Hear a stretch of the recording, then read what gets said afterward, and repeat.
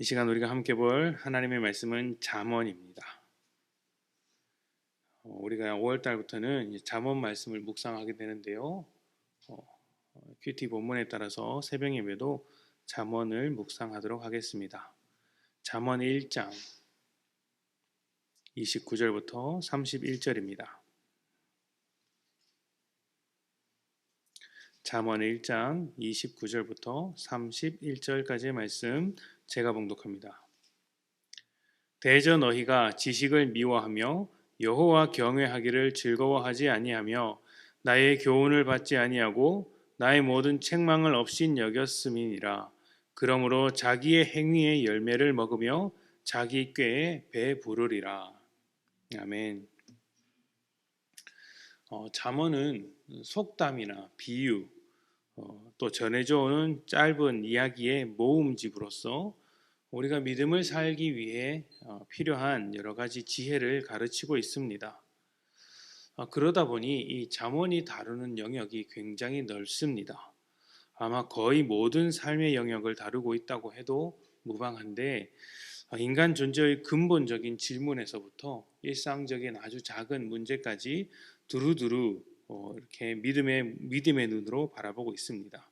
그래서 우리가 잠언을 묵상하면 우리가 조금 더 우리 삶에서 살아내야 할 여러 가지 성숙한 신앙의 모습, 또 그런 지혜들을 갖게 되는 책이 잠언입니다.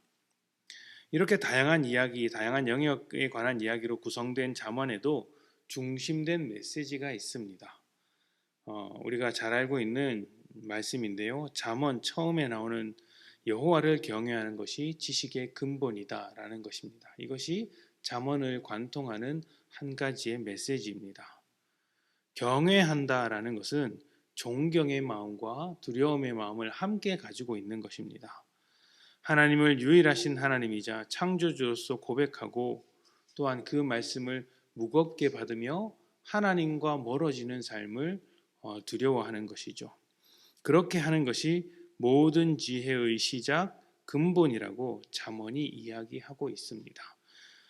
그러니까 아무리 대단한 지혜와 지식을 가지고 있더라도, 대단한 재산을 누리고 있더라도, 사회적인 명망을 얻고 있더라도 하나님을 알지 못한다면, 또 하나님을 알긴 하지만 매일매일 하나님과 만나는 삶을 살지 못하고 하나님과 멀리 떨어져서 살게 된다면 헛된 길로 살아갈 수밖에 없다는 것이 잠언의 결론인 것이죠.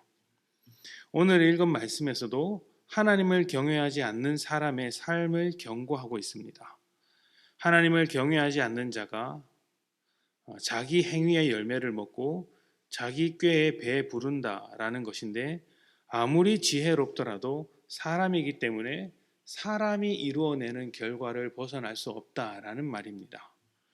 사람의 결과라고 하니까 별로 와닿지가 않죠. 사람이 결과를 내는 게 뭐 어때서 라고 말씀하실지 모르겠지만, 이것을 조금 더 적극적으로 또는 부정적으로 말씀을 드리자면 사람의 결과는 곧 죄인의 결과입니다.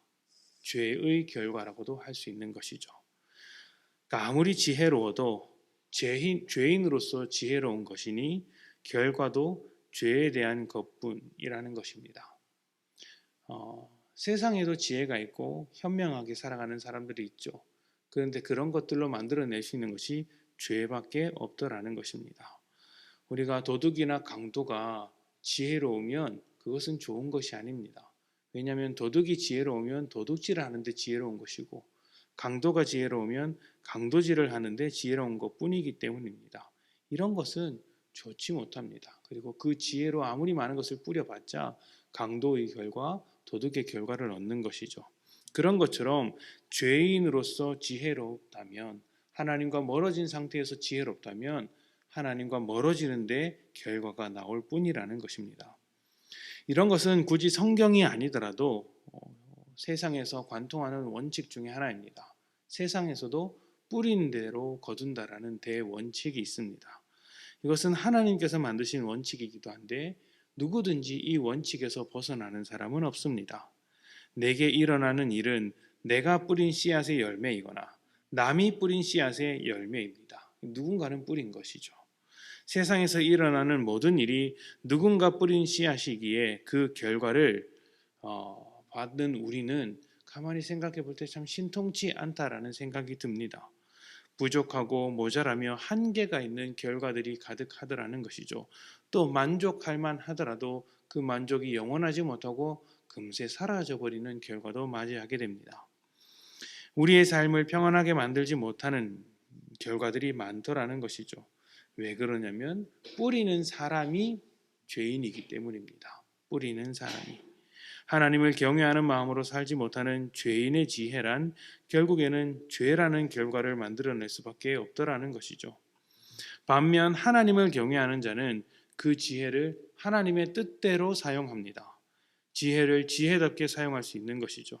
그렇게 된다면 우리가 뿌리는 씨앗은, 그러니까 우리가 하나님의 뜻대로 살아가면서 하나님과 동행하는 지혜로서 뿌리게 된다면 그것은 하나님의 열매라는 결과를 맺습니다.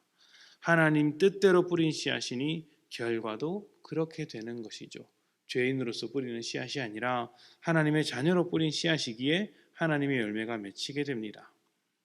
여러분은 누가 만든 결과, 누가 맺어낸 열매를 받고 싶으십니까? 하나님께서 만든 결과입니까? 아니면 사람이 만든 결과입니까? 당연히 하나님이 만든 결과를 훨씬 더 좋아하지 않겠습니까? 사람이 만든 결과가 때로는 좋게 보일 수 있습니다. 그런데 그것이 완전하지는 않습니다. 불안합니다. 모자라고 또 부족합니다.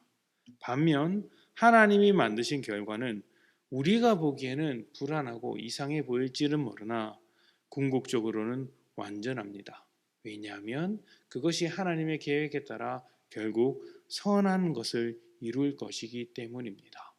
그렇기에 우리는 하나님의 뜻대로 살면서 하나님과 함께하는 지혜로서 하나님과 동행하는 자의 지혜로서 살아갈 때에 하나님의 뜻을 이루어지고 또 그러한 삶을 기뻐하게 될 것입니다.